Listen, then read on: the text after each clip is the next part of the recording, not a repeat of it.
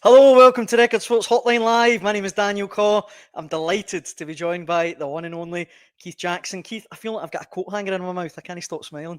I know, you need to calm down a wee bit, wee man. I don't know what all the fuss was about here. I was nearly in tears 5 minutes ago. Literally, nearly in tears. Oh my God. Mental. Did I not say just the other day that the game in Athens was the most mental experience I've ever had covering Scotland in I don't know how many years, too many to remember. That tonight has just talked a lot. I don't think, I had to write 1,000 words. I don't know how I did it. I've lost my composure. Don't mind admitting it. Maybe because it's easier sometimes if you're in the press box because, you have to, I was all over the shop. The family's all over the shop. It's just brilliant. It's just absolutely brilliant. And I don't mind telling you, and I don't mind admitting it. I'm going to have to pour myself a nice big glass of red to celebrate. That was just utterly sensational. Everything about it. From Scott McTominay scores, I think, probably the greatest Scotland goal of all time. We love you, Paddy. We love you, Paddy. But sit down. Archie Gemmill, you're a legend. Look at that. It's incredible. Incredible. The only other player in the world that you would think can do that was Cristiano Ronaldo. And if he tried it now, he'd put his hip out. That is just a thing of beauty. They should hang that, frame it, hang it in the Kelvin Grove for the rest of the time. That's just a moment of absolute art. And I sorry to jump in, Keith, but I don't know. That is for me the best Scottish goal of all time. It's got to be. Yeah, but then there's two more coming. Aye, true. And then we think, what a way to go to World Cup. And then, Hoyland was becoming a real pain in the arse, wasn't he? And we thought, and then the agony of the VAR at the penalty kick, isn't it? Still not convinced it was, but it was definitely a foul. I was kind of hoping against hope. It was an inch or two outside the line. Hoyland takes it. You're thinking, well, this is Craig Gordon's moment now then, isn't it? That's what I thought, aye. You could have 5 Craig Gordons in there. That penalty wasn't getting stopped. No. And then it's like you can just feel the life drain. It just felt cruel. And for Lauren Shankland, there's the next massive story. Lauren Shankland comes off the bench, poaches one, a yard out from goal, and that's us, we're there. But there was only 8 minutes to go. We're playing against 10 men. How could it possibly go wrong? But you kind of knew somewhere in the pit of your stomach this wasn't over. It wasn't. 2-2. And then another two incredible. Kieran Tierney's goal. I feel sorry for Kieran Tierney because that's one of the all-time greats. That's one of the all-time great Scotland goals, especially with what was on it and the circumstances and the context of the moment. For him to pass that into the net, having come on and as a right back, it was fairy tale stuff. And then the ball drops to Kenny McLean. Kenny McLean, everybody has always said, why Steve Clarke keep picking Kenny McLean? Kenny McLean comes on and Scotland's out of need. I'm forgetting already, of course, that John Souttar's fallen over in the warm-up. Ben Doak had the best 18 minutes that you've seen in a Scotland shirt, and I don't know how long. And then his hamstring snaps on him. Kenny McLean is sent for. Kenny McLean comes up with that moment. I mean, honestly. Listen, I have to tell you, in terms of making a dramatic entrance into a World Cup, it doesn't get any better than that. This will make headlines all around the world. And people will be looking at these goals all around the world. And Scotland have started the party early. Absolutely. And look, if you're watching at home, I know it's late. Thanks for joining us. Get stuck into the conversation. We'll try and read out some of your comments. Some of the comments that are coming in are absolutely brilliant. Make me smile even more if that's possible. Ewan says, ran out the house screaming, a wreck. They fear put us through it, but fair play. Go on yourself, boys. This is an important point to me, Keith, because see, when Denmark went down to 10 men, I thought this is more glorious failure, but as Stephen points out, no more glorious failure. We're going to the World Cup. There was no more of the sob stories. So close. 2-2 against 10 men. 3 world-class goals to send us to a tournament. And look, Denmark had a lot of the ball, a lot of great technical players, but I thought we deserved that tonight just for the sheer Courage. Aye. It was the heart, it was the grit, it was the Scotland that we wanted to see right from kick-off. They got right in the front foot. They were aggressive. That's what we were looking for. That's what we were calling for. Don't stand off this game. Go and take it. Go and take it to them and, plug into the atmosphere. You always had that safety net at the playoffs anyway, so just go hell for leather at this. And although the game didn't turn out that way, I think largely because of the injury to Ben Doak, we made our presence felt right in those first early moments. For McTominay to then score that goal, oh my God. And it was such a shame because, and I'm saying about all the adversities that we faced there. We're forgetting, of course, that Billy Gilmore would have started that game had he not, cut down as well. So, we had everything going against us. And I had written a couple of things in the build-up to the game talking about Steve Clarke and his trust in these players and wondering if it might be starting to shake or wobble a little bit because the level of performances weren't what we were hoping for in, the last 3 games. But I believed him when he said he had complete faith in them. And there you see why. Because see, when the Scots were really down, when they were up against it, when it could have been a nearly miss, another one of those hard luck stories for Scotland, in front of their own fans, in their own stadium, they produced something otherworldly tonight. Something incredible. And, had that been any game in any qualifying campaign for any tournament, it would still be one of those nights that are going to go down in history. You'll remember for the rest of your life.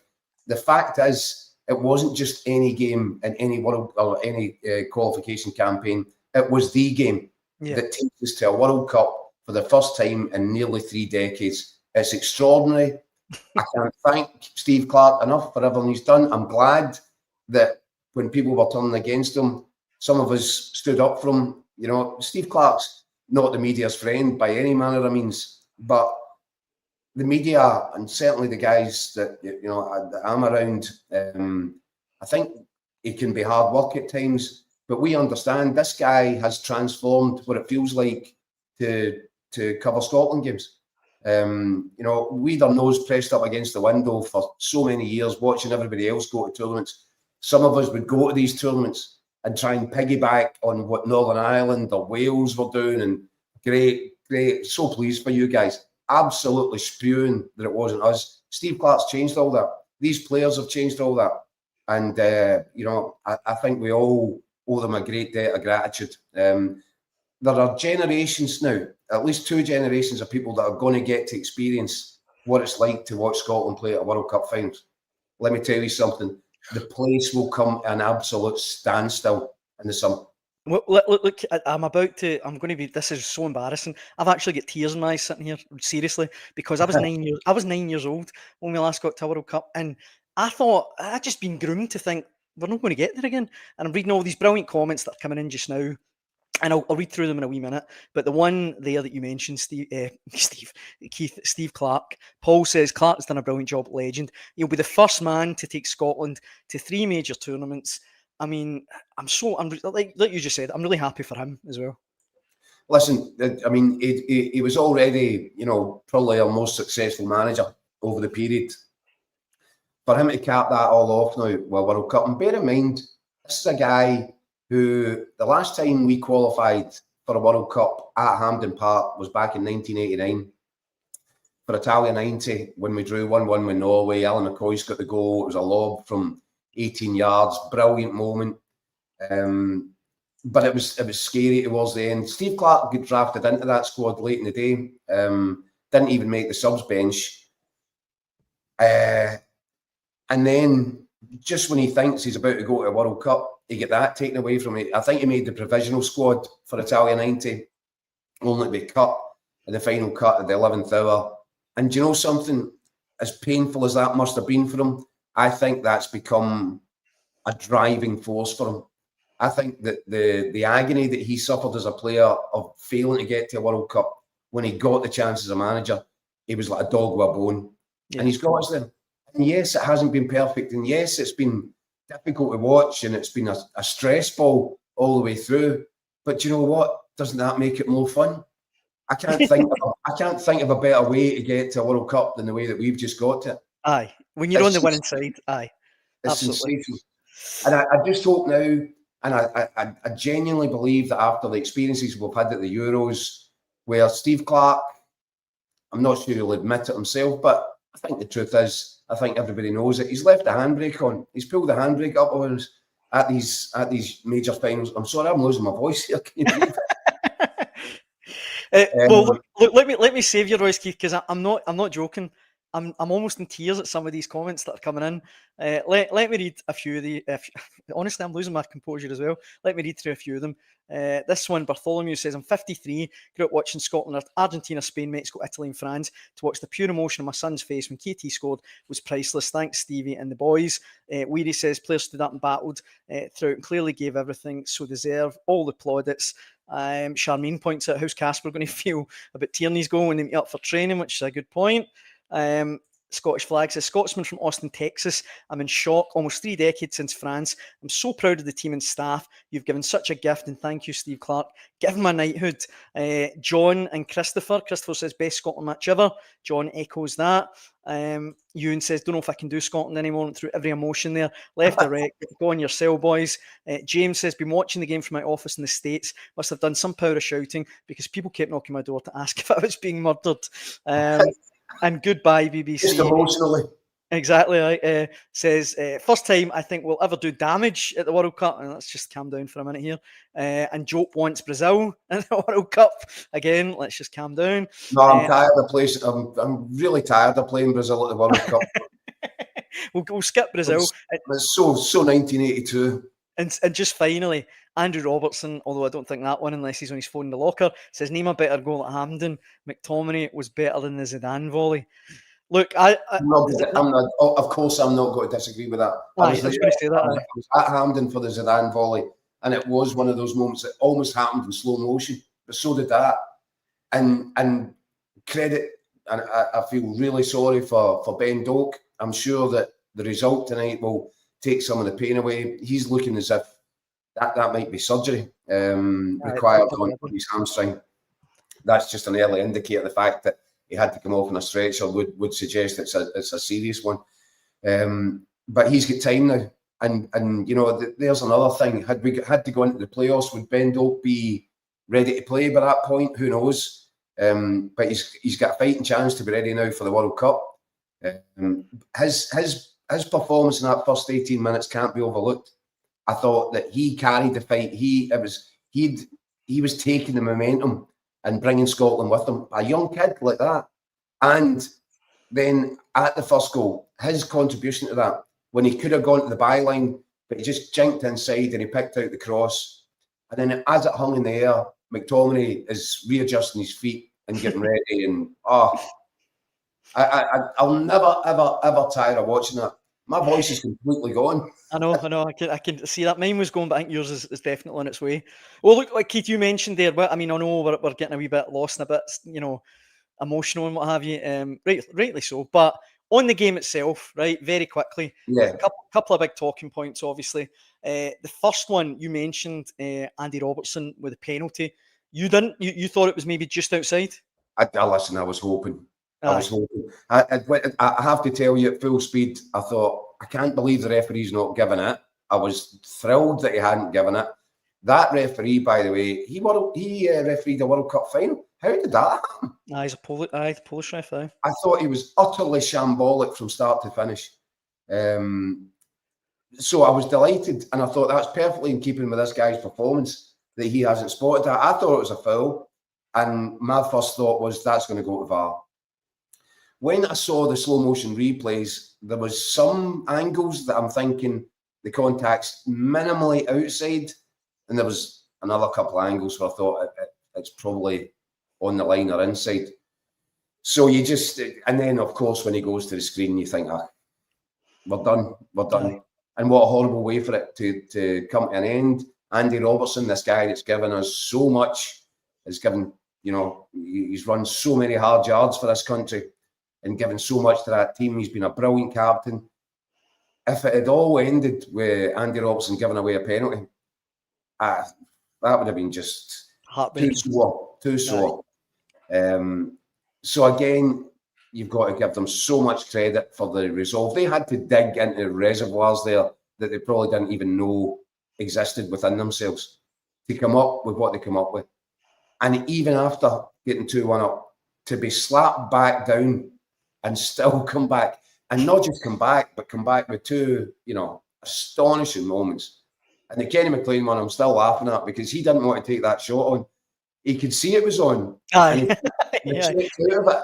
And then he thought, there's nothing else on. I might as well give it a go. Oh my God. We will never tire. We will never tire. This is something that people will be watching in 30 years from now. Oh, definitely. Be watching it the same way as I grew up. I was watching Archie Gemmill score that goal. I'd have been 5-year-old. I think in a bar in Javier in Spain with my parents, and I had my Scotland strip on, standing up there. There's one of these wee black and white tellies in the corner of some crowded bar. Astonishing. That lived with me forever, and we've never, as a nation, people have grown up watching that, thinking it was something from, some urban legend or some myth. That happened. It was incredible. And guys, you're going to have to get your heads around that just happened tonight. What we just saw tonight actually happened. You're not dreaming. It might feel like it, but that was real, and we'll be reliving it for years and years from now. Yeah, and like you, I was 9 when John Collins scored that penalty against Brazil in the World Cup in 1998. Obviously wasn't old enough, but if you told me then, it'd be almost 3 decades before we got to another World Cup. Well, I was sitting with Stade de France. How do you think that? But it's just an outpouring. I am the generation, I feel like, that's missed these World Cups and hasn't seen Scotland get to tournaments. And no, but you did get to see one. I mean, there are generally kids out there just now. I haven't seen any. They think the World Cup's not for Scotland. They think it's for Argentina and Italy and Brazil, and we've got no place there. And again, I have to say it. We owe, and there's been a lot of people out there that won't want to say it and won't want to appreciate it. But it's about time that people give Steve Clarke his due. Yes, he's been fortunate in that this is our golden generation, no doubt about it. This is a golden generation as Scottish football players that he's had to work with, and other managers before him weren't that lucky, but he still had to build it, and he's built it really well, and he was clever enough right from the start, Dan, to identify what he wanted his core to be.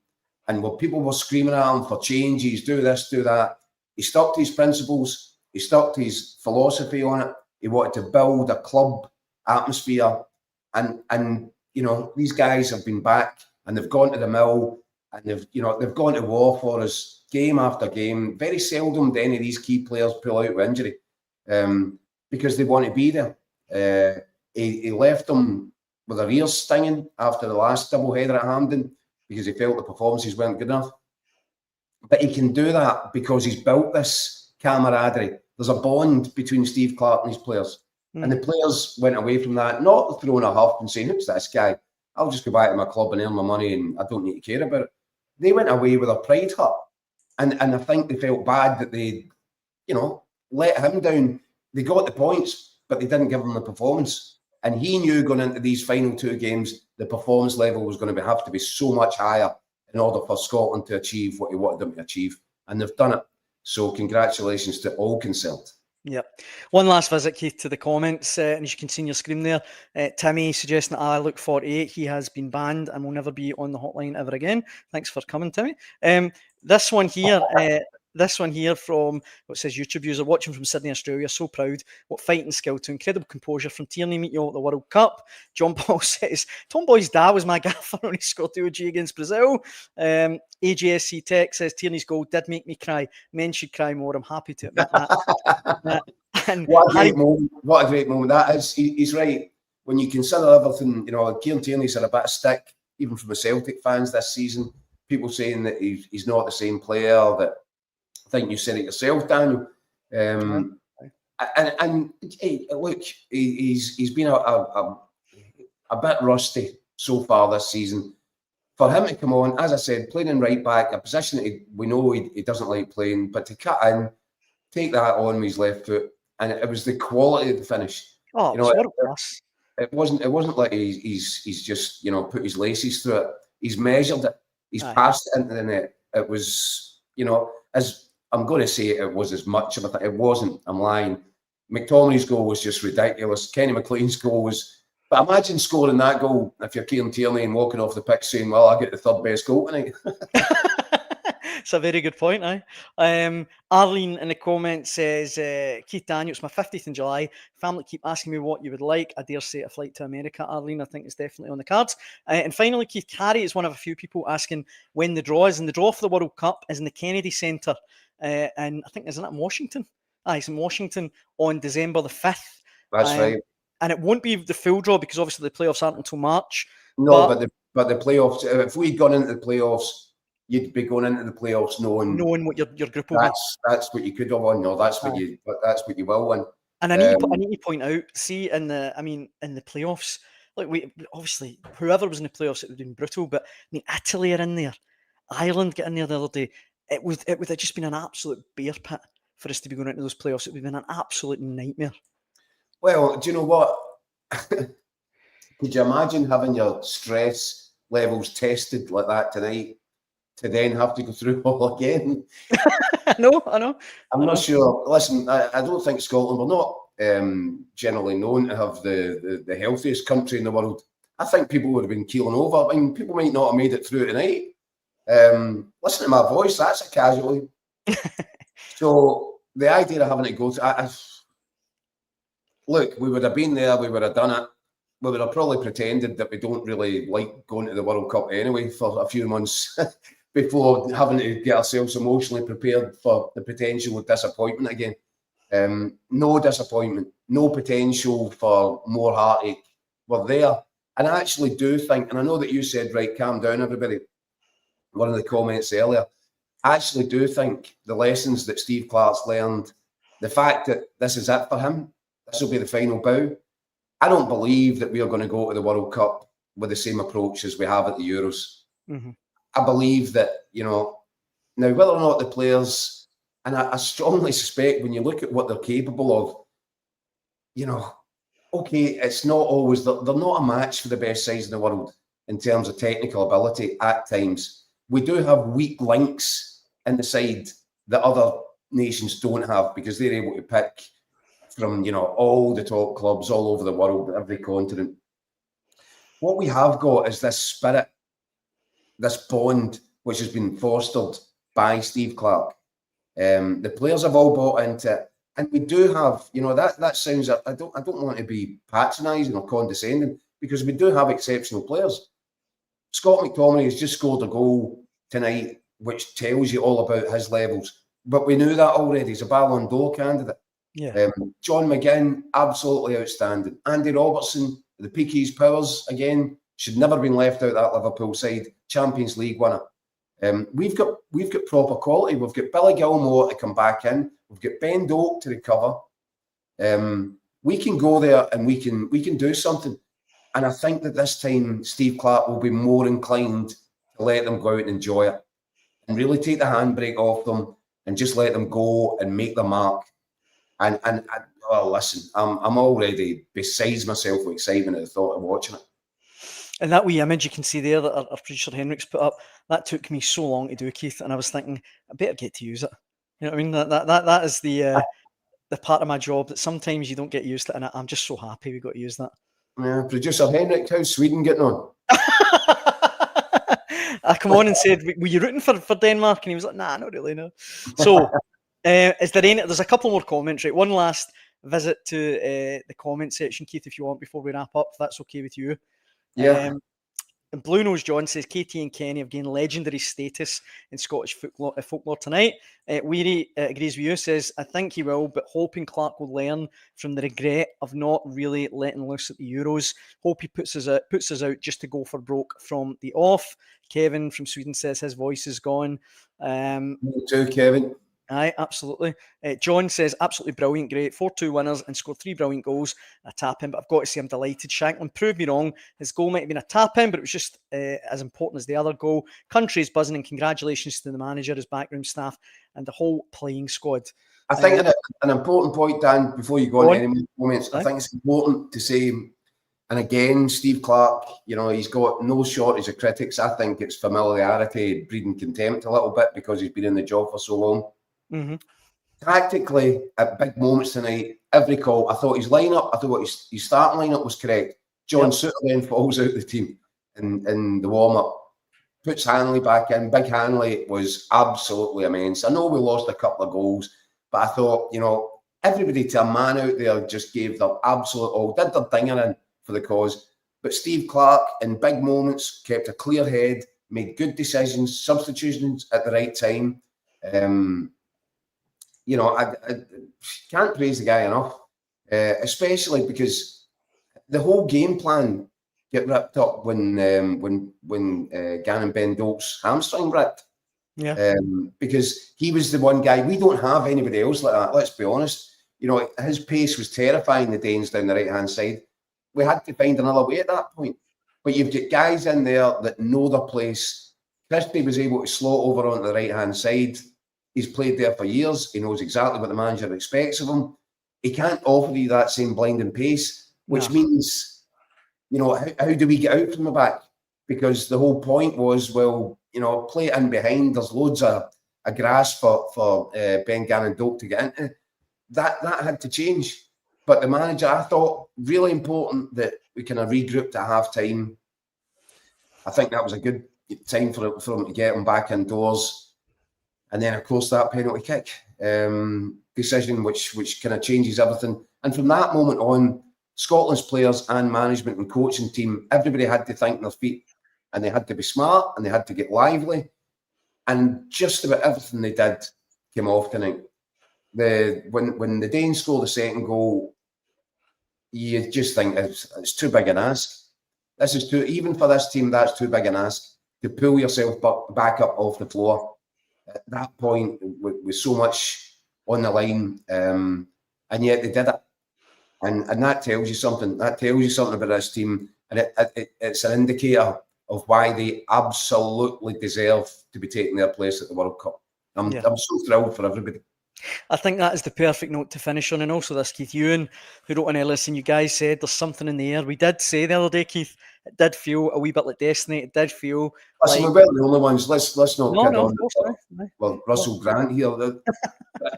But everybody knew it. Anybody that knows anything about, you know, how these things tend to work and fate sometimes does get involved.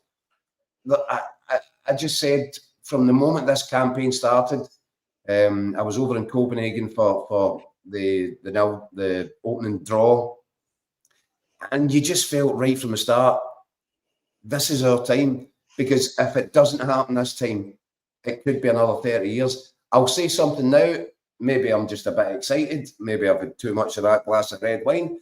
But I'll say something now. The difference that makes for us qualifying in terms of what comes next is massive. Huge. Because we've qualified, we've got that monkey off our back. Our Scotland side now, our players that come into the Scotland side, they'll feel like, yeah, we're a side that goes and plays at tournaments because of what Steve Clarke and these guys have done. So I'll bet you, I hope these aren't famous last words, I'll bet you we don't need to wait another 20 odd years, nearly 30 years before the next World Cup.